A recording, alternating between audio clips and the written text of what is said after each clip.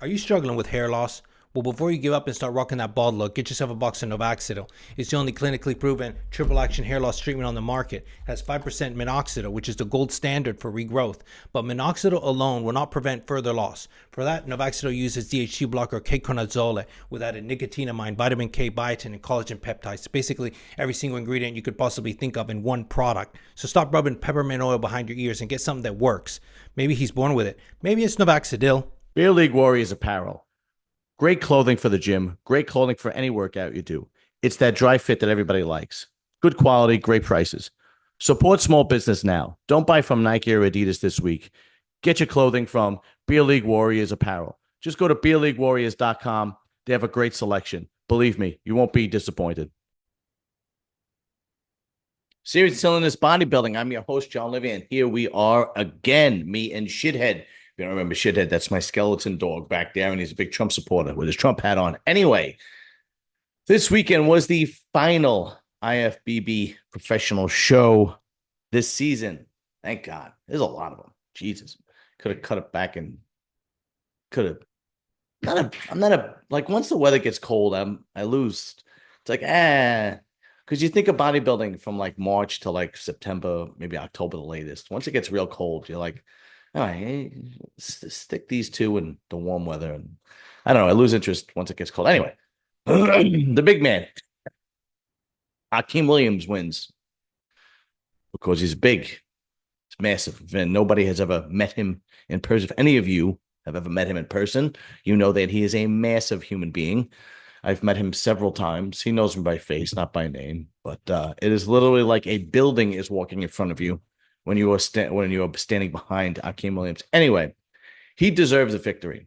He came in sharp. This might have been, if not the best look, definitely one of his best looks. He came in chiseled, sharp. Horse MD. Came in really lean, really hard. He just has that same problem, man. The problem is his legs are so much more advanced than his upper body. He has to put more size on his upper body, and especially the back. You know, his legs are amazing. His legs are Mr. Olympia legs, but he has to work on that upper body, especially that back. And, hopefully he does that this offseason. We'll see what happens. Amira Jack comes in third. Mark Hector comes in fourth. Andrea Presti fifth. The goddamn Italian can't get a win this year. It's unbelievable. Anyway, well, I think he did actually win. I don't remember. Doesn't matter. But why don't we take a look at the picks and I'll show you why Akim actually won. And I love going to Ferdinando's page. But here is Akim. All right. He can't okay. Akim has a long torso and high lat insertions. That's pretty much the only knock on his structure. When he doesn't come in 100%, it really takes away from his physique because of his high lat insertions and his long torso. But in this show, when he comes in 100%, you could see the hard work, the lean, massive, massive muscle that he has on his physique. And he looked just phenomenal. This is obviously must be his family. He looked phenomenal. I mean, just incredible. Let's take a look at some pics. If we could find any where he looked fantastic. Oh, here we go. This was the big man. Yeah. Okay. Here we go. As soon as he came walking out on stage, he was the clear winner. I mean, clearly, it was the clear winner. He had his legs were peeled, separation all the way up to his hip. His abs were in, no distension in his stomach whatsoever. His glutes, hamstrings, quads were chiseled. His upper body has that Mack truck density. Now, here is when he usually loses it a little bit. But as you could tell, he came in so lean that his back really looked impressive. And unfortunately for him, that's what he's got to do for his back to look that impressive. But at the same time, the good thing is when he is that lean and that impressive, everything else comes in. His hamstrings, his glutes, his lower back, even his calves. You could see the insertion in his calf muscle. I mean, he really, really did his homework and did well. And I believe he's working with Chris Aceto. If he would have came in this shape in the Olympia, things might have been different this year. We might have had a different top five, but he looked phenomenal. So congratulations to Akim Williams, and hopefully he has a great, great 2025 season. Now, let's see the rest of the guys. Okay, so here is Horse MD. As you can see how wonderful his legs are. I mean, just incredible. Amir Amirajak, if I'm saying his name right. Same thing. It's from the back. He's chiseled. He's a little off from the front. Structure's a little bit off, but it just doesn't have the mass of an Akim Williams or even a Horse MD. So that kind of knocks him off a little bit. From the back, he can hang with the best of them. From the front is when he kind of loses it a little bit, right? He's always really, really, really conditioned. And you can see what I mean from Horse MD's back. You know, he just lacks like some width and depth there. He's placed a little further out, so he looks bigger, but he's really just a step or two in front of the other guys, or behind, if you want to say. And you can see from this shot right here that Akim Williams' width and density of his back just far superior from the other guys. So he clearly wins. It's Mark Hector. I think he had some kind of injury. This was his first back. This is his first time back to the stage in a year and a half, 2 years, something to that effect. I mean, he made a good showing, but he doesn't look like he made tremendous advancements. He made a good showing. I mean, he broke the top five. I believe there was 20-something guys in this lineup, 26, if I'm not mistaken. So he did break the top five, which is great for his first show back. Hopefully he, does a little bit of homework and he has a good 2025 season, because he definitely has what it takes. A lot of these bodybuilders have what it takes. Like, I can see Horse MD being a fantastic top tier bodybuilder, but he has to bring up his back, and he has to bring up his upper body overall, period. His legs are far more superior than his upper body. That's just the way he is. He has to bring up that upper body. If I were him, I would take 2025 year off and really, or maybe just not take the entire year off, or maybe compete late in the season next year and really concentrate on putting on that size in that upper body. Really, really, really do what you got to do. Speak to different coaches that know how to put size on, guys like Mielos and so on and so forth, and see what has to be done. Because, when you are an inch away from being, in the top 10 in the world, you got to do what you got to do, man. You got to put that work in. Otherwise it's just going to be just you're on a paradoxical treadmill, like going nowhere fast. As we see, like, I hate to say it, as much as I love Andrea Presti because he's Italian, he's one of those guys. Okay, he kind of can crack the top five at a show like this, or a Chicago Pro or a European show and whatnot. But he's never going to be a top five at an Olympia or a top five at an Arnold or anything like that, right? He's kind of the same person, the same thing we see every time. But with Horse MD, I can see him being really good, but he's gotta start putting that work in. And I'm not saying that he doesn't put the work in. All I'm saying is he's really got to concentrate, excuse me, on putting on that size on the upper body. This is a perfect shot. Look at his legs. His legs are amazing. The best legs in the show, clearly. But then he's kind of out of proportion, and his upper body just isn't as big and as sharp isn't as big. He's clearly sharp enough, but not as big as his legs. It's just the way it goes. Anyway, excuse me, gentlemen and ladies. I apologize. I have been sick all weekend. I hope everybody has had a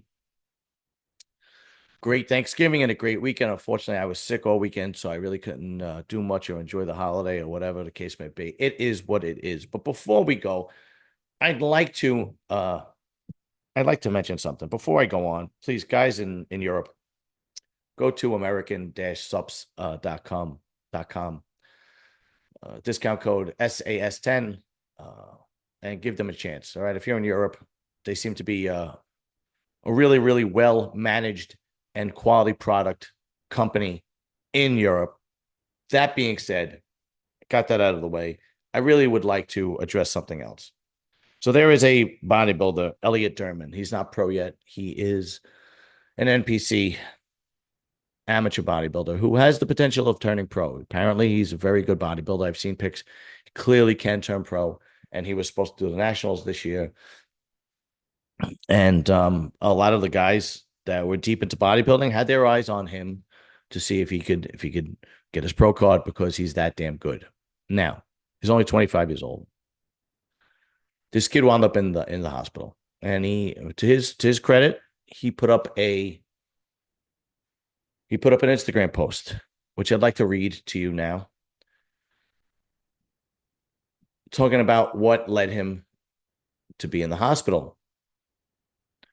And at 25 years old, this was kind of scary. So he writes, I want to be transparent as possible in the hopes that a young man might learn from my mistakes and experiences. All right. That's great, but you're only 25. You're still a very young man. You have a lot to learn. Okay. At the beginning of the week, I checked myself into the hospital with a variety of alarming symptoms that I could no longer just attribute to prep or being sick. I had extremely low blood pressure, dizziness, lightheaded, a heart rate that hadn't been under 110 for a week, chest pains, muscle spasms, difficulty breathing, extreme fatigue, weakness, inability to sleep, alongside a few more. Apparently, he had blood clots in his lungs and something that I can't pronounce. If I can't pronounce it, it's probably serious. Okay. Let's skip the next paragraph because I just want to get to the point. I want the message taken away from my mistakes. I want this message taken away from my mistakes, whatever, is that the basics do work. You do not need crazy high doses, and the next best thing, quote unquote, will never match the hype. I was taking far too much, and I do not necessarily even mean AAS. I was, without my coach's permission, trying and taking products and compounds that I believe and medical professionals caused all this happen to at least a certain degree. In the same breath, I was making big mistakes daily of overdoing my cardio, over dieting, overtraining, using too much caffeine, taking on too much low workload. If I would have just followed what was in my email every week from my coach, then I do not believe this would have happened. Okay. First of all, Elliot Dermond, I'm glad that you're doing well, and respect for you being very honest. You did not have to tell anybody what the problems were. You could have just said you were having medical problems and just moved on. But respect for you being honest. But here's what I really want to take this. Okay.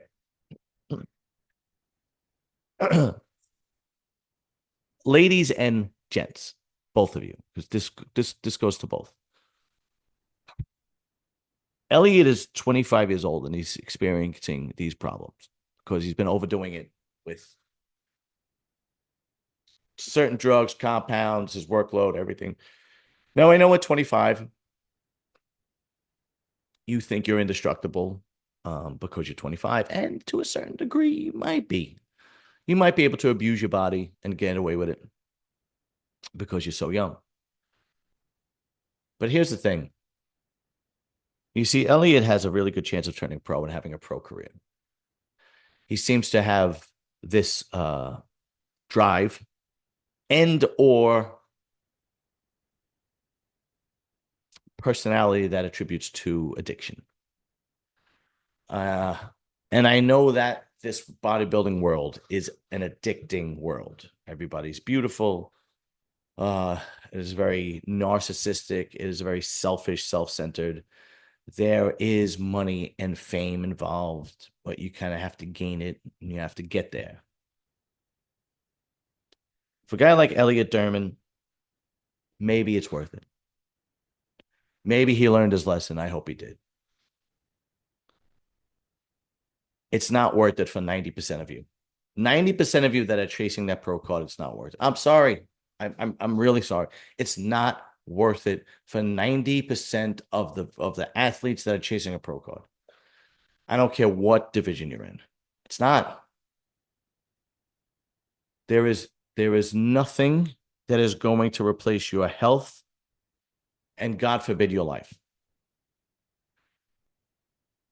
It is not as fulfilling as you think it's going to be. Getting that pro card will be a wonderful day. But if you're not quality, then that will be the only wonderful day in bodybuilding. And then you'll be chasing another dream. And that chase might lead to more health problems or might lead to athletes isolating themselves for way too long, and then it's way too late. I've seen this time and time again. I've seen guys that are in their 30s, sometimes in their 40s, chasing a dream, and it's worthless. It's worthless to chase. They're not making any money. They're not sponsored. They don't have a regular job. And with the ladies, it's maybe even worse. Because with the ladies, the drugs, the time may damage your possibility of having a family. And I don't think that's worth anything. I've seen too many people, men and women, in their 30s and 40s, chasing this dream and literally just watching life go by and accomplishing nothing. Nothing. You have a great body. That's great. That's wonderful. That's great. You have nothing to account for it. I can't tell you how many guys that I've run into that live in a studio, live in their parents' basement, don't have a support system, a wife, children. I can't tell you how many women that I know that chase this dream, don't have a husband, don't have a boyfriend, don't have kids. They're in their 30s and their 40s. Great. Yeah, you look great. You look great. You look great. But it's just not worth it. Bodybuilding is a special niche sport. And only the very, very special get to the top. And only the top really make money directly through bodybuilding. Now, there are guys that know how to make money in this world without being a pro bodybuilder. Dave Palumbo is one of them. I mean, he's a great example of that. You know, we've seen plenty of people, but we've seen plenty of people that majority of them chasing this dream, and all it really does is delay the inevitable. The fact that you have to move on with your life, and then it's too late. You're 40, you're 50. And you could have spent all those years building a family, building wealth, building a business. And don't let anybody fool you. You can make a living in this world without competing in bodybuilding. I mean, look at me. I'm a goofball on the microphone. And I know I don't make a lot of money with this channel yet. It's under 2 years, but it's on its way. Anybody who's been following me has been seeing that it's making leaps and bounds. I have great people on: Jason Arns, Bo, Lee Priest, Jay Cutler, Greg Valentino, Dave Palumbo. You name it, they come on. And I haven't competed since 2014. And I've told that story a million times. I was already in my 30s, did not want to take any more drugs, and it wasn't worth it. Just let this, if I could change one person's mind, one person that says, you know what, I'm 35. And if I didn't make it now, I'm not going to make it. Or I'm 35 and I'm a pro bodybuilder, but I can't break the top 10 in any fucking show. Is it worth it? Is it worth it to put all these drugs in my body? Is it worth it isolating myself? Is it worth it missing holidays? Is it worth it not building a family? Is it worth it not spending time with my family? And, you know, the true answer is no. It's no. It's no.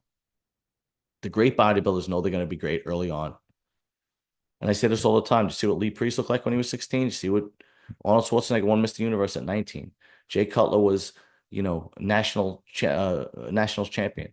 Like, there are guys there are young men that I see out there that are in their teens, and you could say, that kid could be good. That kid's destined to be a good bodybuilder.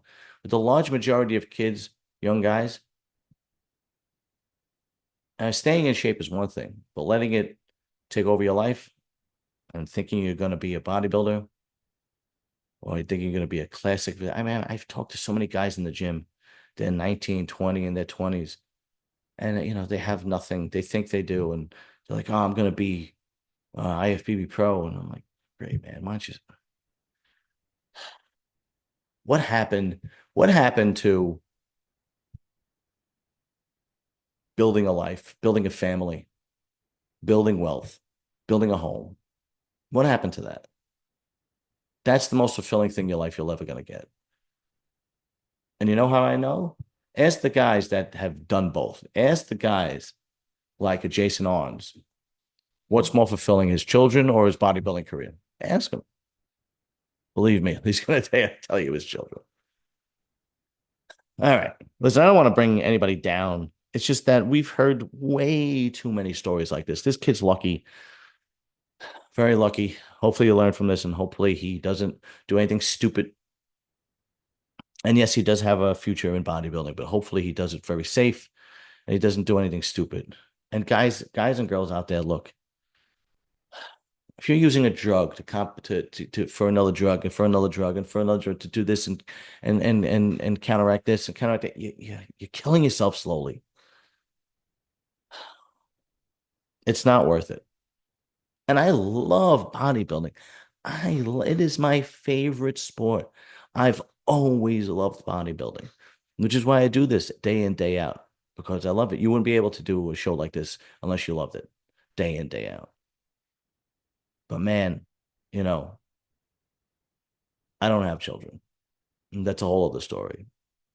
And that is the biggest mistake of my life. And that's nothing to do with the bodybuilding. It has nothing to do with it. It's stupid decisions that I made in the past and some other things that is conversation for another time. But man, once you're over 40 and you don't have children, it's a barren life. It truly is a barren life. Don't let bodybuilding take over your life. It's not worth it. All right. That's the serious part. I'm not going to deal with that anymore. Okay. I just wanted to get that out there. Remember, Anabolic Academy. Be back tomorrow night, live, 8:30. And of course, Lee Priest will be with me because he loves doing it with me.